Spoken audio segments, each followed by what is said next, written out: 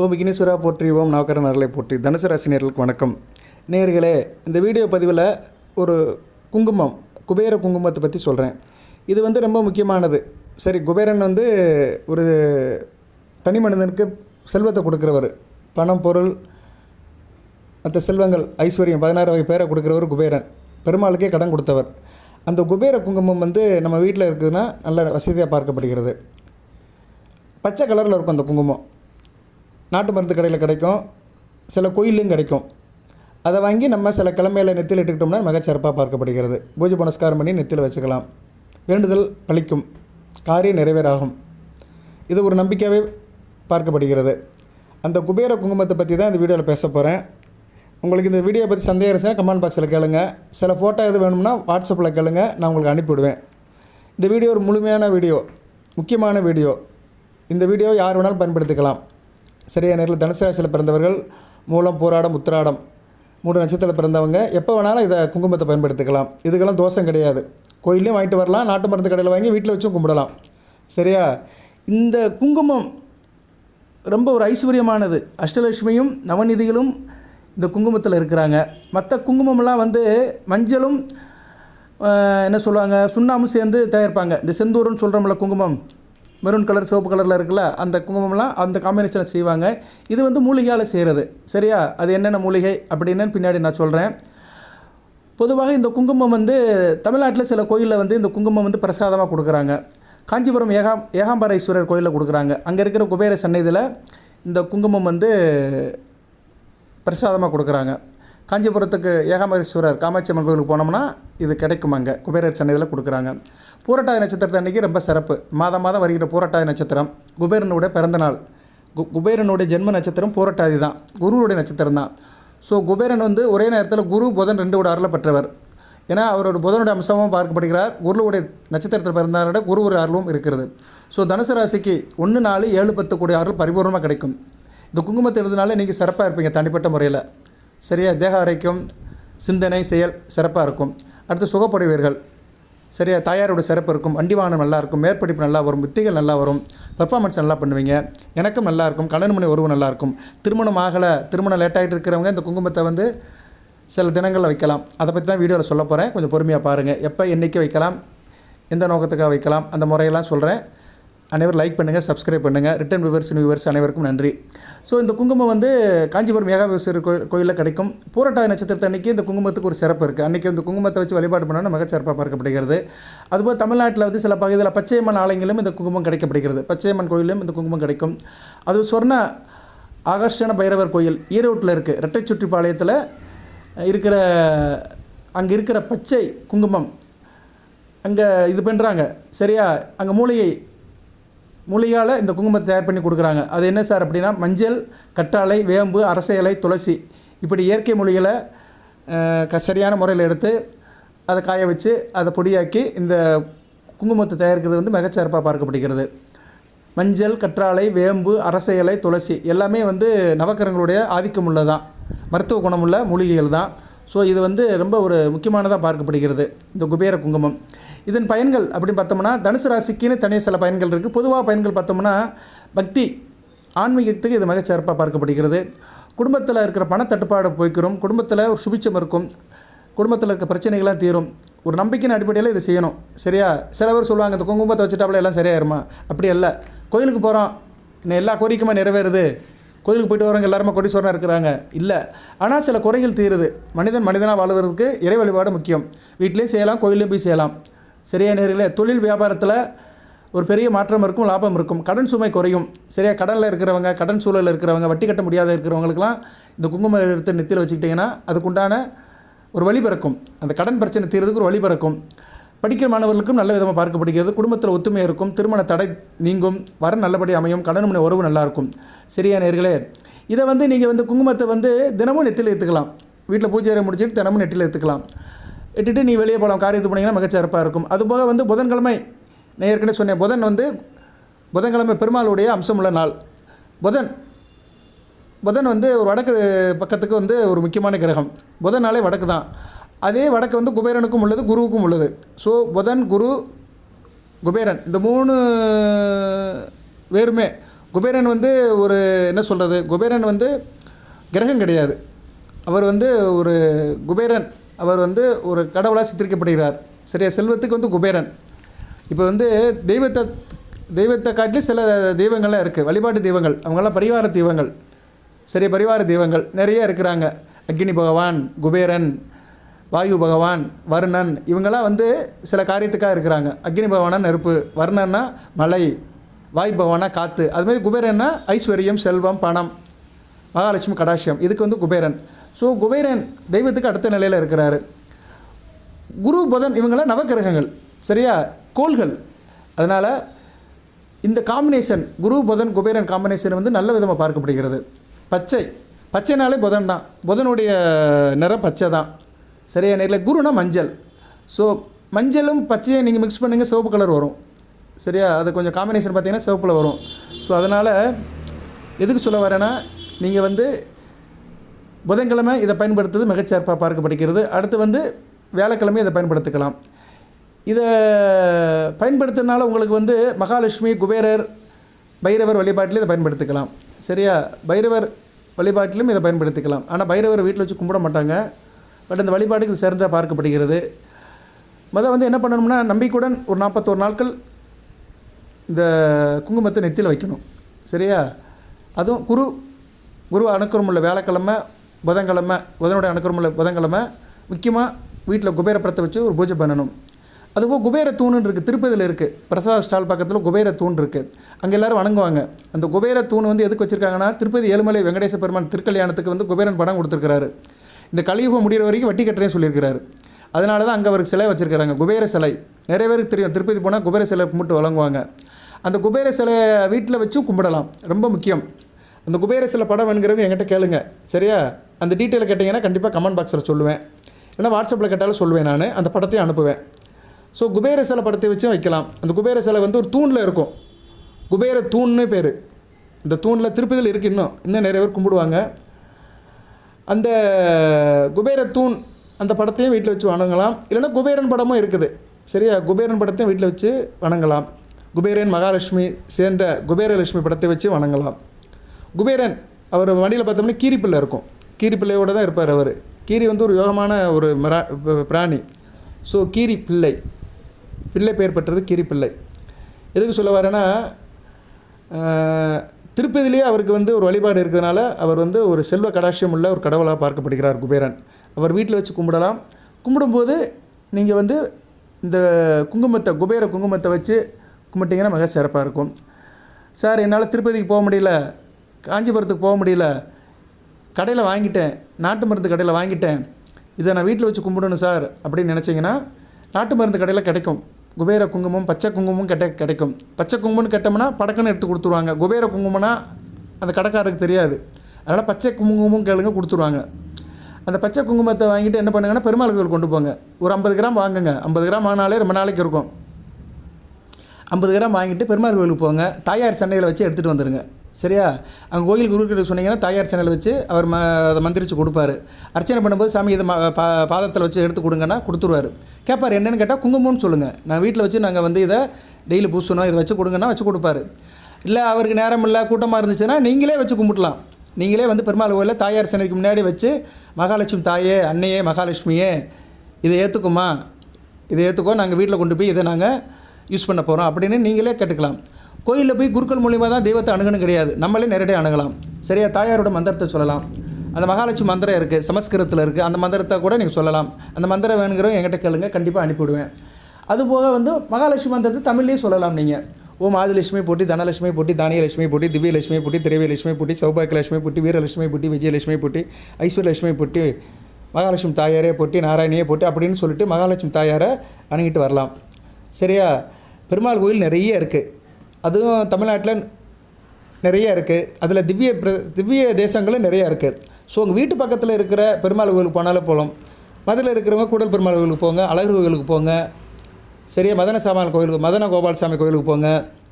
மதுரையிலேயே நிறைய பெருமாள் கோயில் இருக்குது. சரியா, சிட்டிக்குள்ளேயே 2-3 இருக்குது. அவுட்டரில் அழகர் கோயில் இருக்குது. அழகர் கோயில் வந்து ஒரு 108 திவ்ய தேசத்தில் முக்கியமானது, 1000 வருஷத்துக்கு பழமையானது. சரியா, கூடல் பெருமாள் கோயிலும் பழமையானது தான். மதுரையை வச்சு சொல்கிறேன் நான். அதுமாதிரி திருச்சியிலையும் இருக்குது, ஸ்ரீரங்கம் இருக்குது, பூகுண்ட வைகுண்டம். ஸோ இப்படி நிறைய இருக்குது. திருநெல்வேலியிலும் இருக்குது. சரியா நேரில் திருநெல்வேலி தாண்டி அங்கே போனால் வானமாமலை இருக்கிறாரு இதில் நாங்குநேரியில். சரி, அது ஒரு புண்ணிய ஸ்தலம் தான். ஸோ பெருமாள் கோயில் நிறையா இருக்குது. நான் இந்த சவுத் ஜோனில் இருக்கிறத ஒன்று ரெண்டு சொல்கிறேன். திருத்தங்கல்ல பெரிய நின்று சீர் பெருமாள் இருக்கிறாரு. ஸோ நிறைய சொல்லிட்டு போகலாம். எங்கேயோ ஒரு பெருமாள் கோயிலில் வைங்க, வீட்டு பக்கத்தில் இருக்க பெருமாள் கோயிலில் வச்சு எடுத்துகிட்டு வந்துட்டு வீட்டில் வச்சு கும்பிடுங்க, மிகச்சிறப்பாக பார்க்கப்படுகிறது. சரி சார், தனுசு ராசிக்கு இது எப்படி கோஆர்டினேட் ஆகும், தனுசு ராசிக்கு இது எப்படி வரும் சார் அப்படின்னோன்னா அதையும் சொல்கிறேன். தனுசு ராசிக்கும் இந்த பச்சை குங்குமத்துக்கும் எப்படி ஒரு உறவு முறை இருக்குது அப்படி பார்த்தோம்னா, தனுசு ராசிக்கு இந்த குபேர குங்குமத்தை முறைப்படி பயன்படுத்தினீங்கன்னா தொழில் வளர்ச்சி இருக்கும், அதிர்ஷ்டத்தை ஈர்க்கலாம். அதிர்ஷ்டம் உங்கள் வசப்படணும். அது எந்த ரூபத்தினாச்சும் அதிர்ஷ்டம் அடிக்கலாம். அந்த அதிர்ஷ்டத்தை ஈர்க்கணும்னா அந்த குபேர குங்குமத்தை நீங்கள் யூஸ் பண்ணலாம். அதுபோல் ஏற்கனவே சொன்ன மாதிரி இந்த குபேர குங்குமம் குரு பகவானுடைய அருள் இருக்கிறதுனால உங்களுக்கு ராசிநாதன், சரியா, ராசிநாதனும் 4 குடைவனம் இருக்கிறதுனால கண்டிப்பாக சுகப்படுவீர்கள், குடும்பம் நல்லாயிருக்கும். வீடு கட்டணும் அப்படின்னு நினைக்கிறவங்க இந்த குங்குமத்தை எடுத்து யூஸ் பண்ணலாம். அதுக்கு ஏதோ ஒரு வழியில் இது சாத்தியப்படும். வீடு, வண்டி வாகனம் வாங்கணும், கார் வாங்கணும், வீடு கட்டணும், இடம் மனம் வாங்கணும், விவசாயம் நல்லபடியாக பலிதமாகணும், விவசாயம் நல்லபடியாக நடக்கணும் அப்படின்னு நினைக்கிறவங்க இது செய்யலாம். சரியா நேர்களே, அதாவது ஏதோ ஒன்று செஞ்சுக்கிட்டு இருக்கணும், அழுதுகிட்டு இருந்தாலும் உழுதுகிட்டு இருக்கணும். காரியம், தொழில், வியாபாரம் பண்ணாலுமே வழிபாட்டில் சில வித்தியாசமான இது அணுகுமுறையில் செஞ்சோம்னா நல்லபடியாக இருக்கும். நீங்கள் நினைப்பீங்க, நீ என்னடா வாரம் ஒரு வீடியோ போடுற, அதை செய்யுங்கிற, குங்குமப்பூ கும்பிடுங்கிற, பச்சை குங்குமத்தை கும்பிடுங்கிற, தண்ணியில் வச்சு ஈசான மொழியில் வைங்கிற. என் வீடியோ கேட்குறவங்களுக்கு தெரியும், நான் ராசி பலன் சொன்னாலுமே சில பரிகாரத்தையும் சொல்லுவேன், சில வழிபாடு காரியங்களையும் சொல்லுவேன். விருப்பம் இருக்கிறவங்க செய்யுங்க, எல்லோரும் செய்ய வேண்டாம். அதாவது 4 கல் எரிஞ்சால் தான் 1 மாங்காய் கிடைக்கும். நான் ஒத்த கல்லை எரிஞ்சிட்டு உட்காந்துட்டு இருப்பேன்னா ஒன்றும் கிடைக்காது. 4 கல் எரியணும். நேரங்காலம் வரும்போது கண்டிப்பாக கிடைக்கும். சில பேருக்கு உடனே கிடச்சிரும், சில பேருக்கு கொஞ்சம் லேட்டாக கிடைக்கும். சரியா நேர்களே, அதிர்ஷ்டம்னு ஒன்று இருந்துச்சா உடனே கிடைக்கும். கிடைக்கிறது முக்கியங்கள்ல, கிடைக்கிறது நிலச்சி இருக்கணும், அதான் முக்கியம். ரைட்டு, அப்படி நிலச்சி இருக்கணும்னா அந்த காரியத்தை நம்ம தொடர்ந்து செய்யணும். சரியா நேர்களே, தொடர்ந்து செய்கிறது தான் முக்கியம். இப்படி கோயிலில் இறைவனுக்கு ஆகம முறைப்படி 4 கால பூஜை நடந்துகிட்டு இருக்குதோ அது மாதிரி வாழ்க்கையில் நம்ம காரியத்தில் ஈடுபட்டாலும் சரி, இறை வழிபாடை தொடர்ந்து செய்யணும், அவனுடைய நாமத்தை சொல்லணும். அதில் இது ஒரு முறை.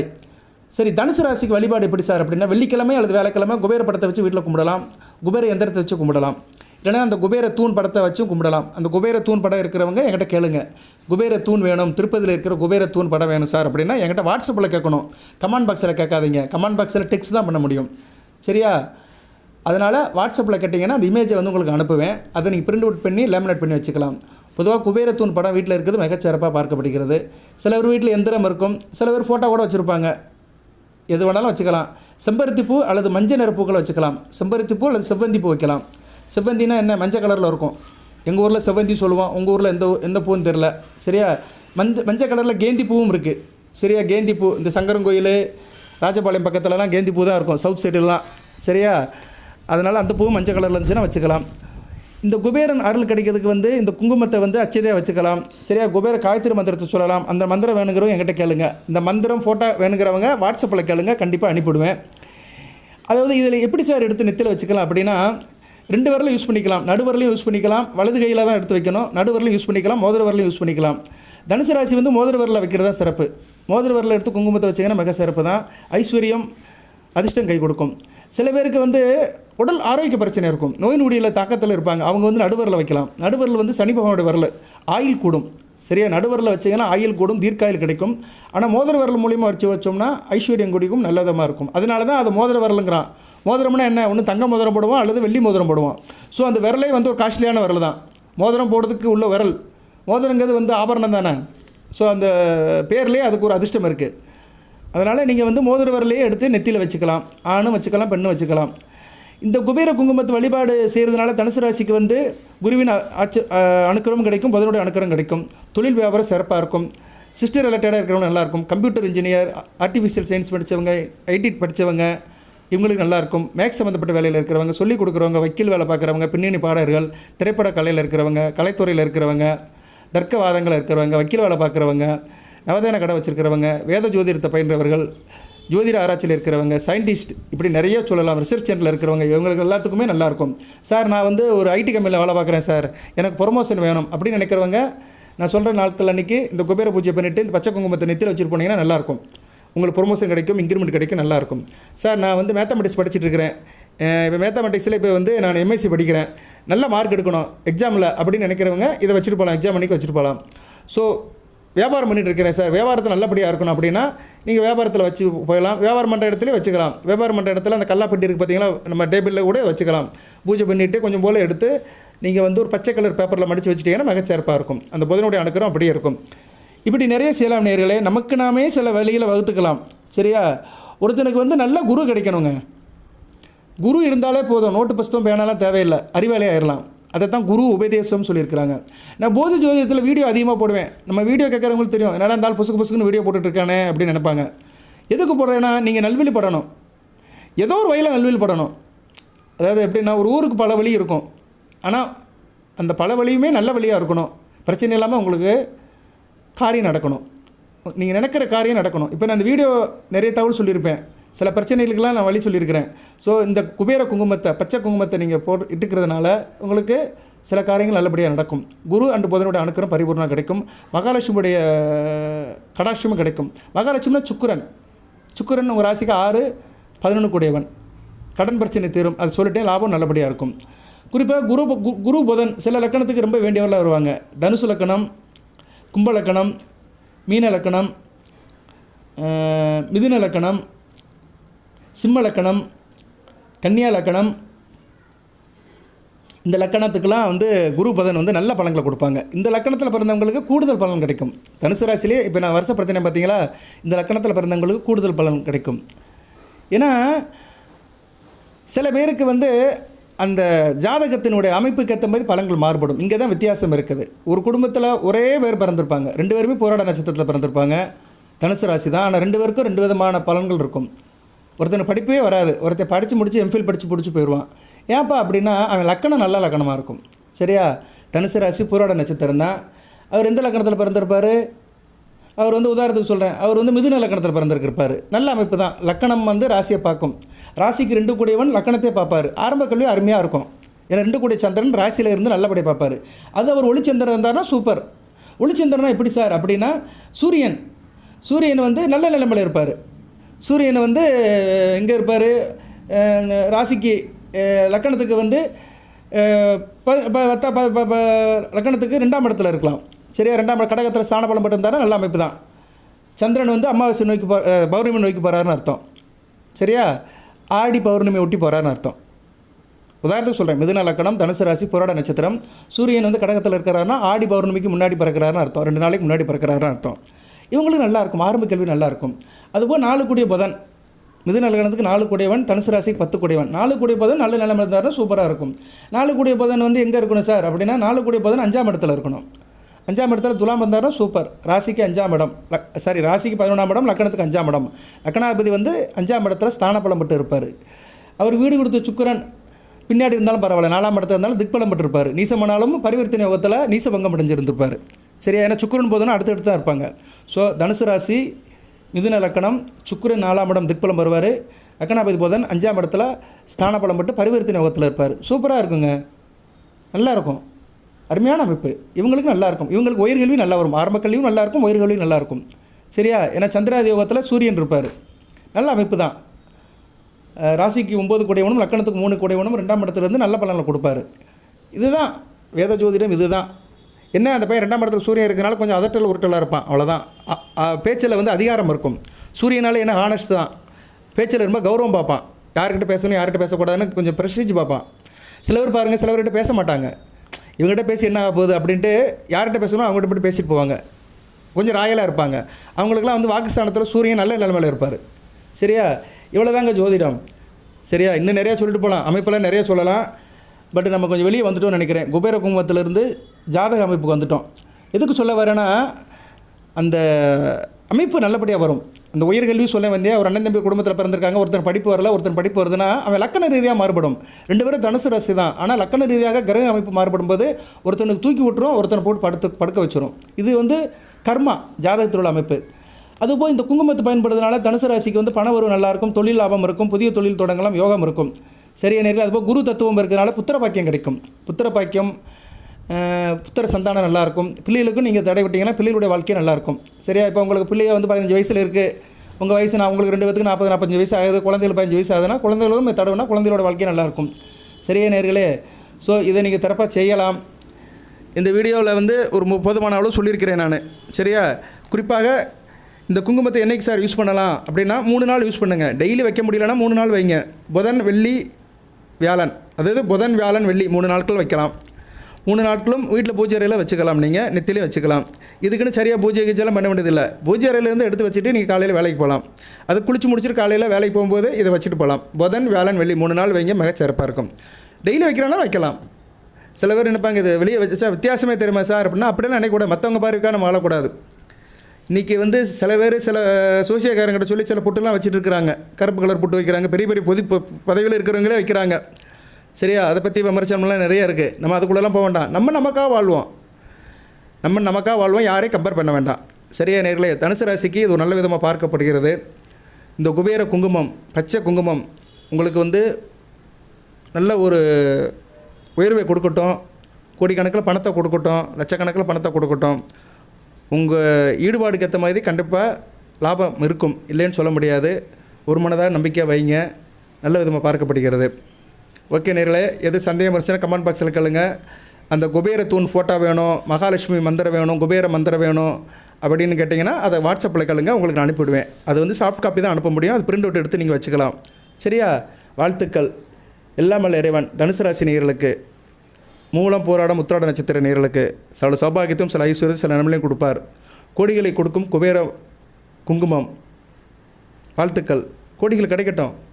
சரியா? கொடிகள் கண்டிப்பாக கிடைக்கும். கொடிகள்லாம் சாதாரணமாக போச்சு இன்றைக்கி. ஒரு ஐடி கம்பெனி 5 வருஷம் வேலை பார்த்தாலே கோடிகளை ரீச் பண்ணிடலாம். சரியா? மாதம் 2 லட்சம் கொடுத்தானா வருஷத்துக்கு 24 லட்சம்.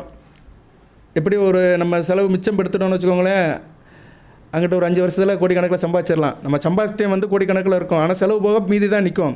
பட் வந்து நம்ம அச்சீவ் பண்ணிட்டோம். சரியா? சேலரி வந்து கோடிக்கணக்கில் வாங்கிடலாம். ஸோ கோடிங்கிறது நீ சாதாரண விஷயம். அதனால் கோடிங்கிற வார்த்தையை வந்து நீங்கள் பெருசாக எடுத்துக்க வேண்டாம். நிறைய பேருக்கு சாமானியப்பட்ட ஒரு கோடினா ஆமாங்க. ஆனால் கோடி வந்து ஈஸியாக போயிடுச்சு. சரியா நேரில்? இன்னும் நீங்கள் மும்பையிலலாம் போய் வேலை பார்த்தீங்கன்னா சீக்கிரம் நிறைய சம்பாதிக்கலாம். மாதத்துக்கு 5 லட்சமாக கொடுக்குறாங்க.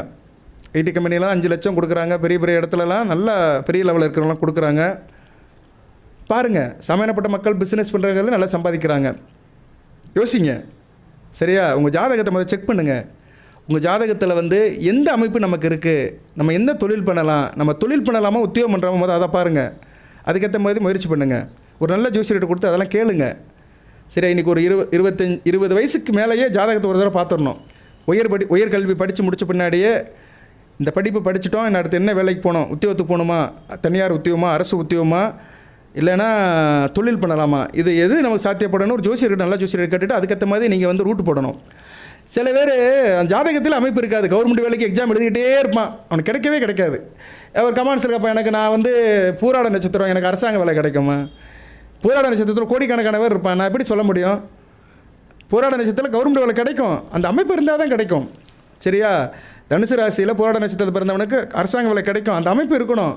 சூரியன் நல்ல நிலைமையில் இருக்கணும், சிம்மம் சுபத்துவமாக இருக்கணும், செவ்வாய் வலுத்து இருக்கணும்.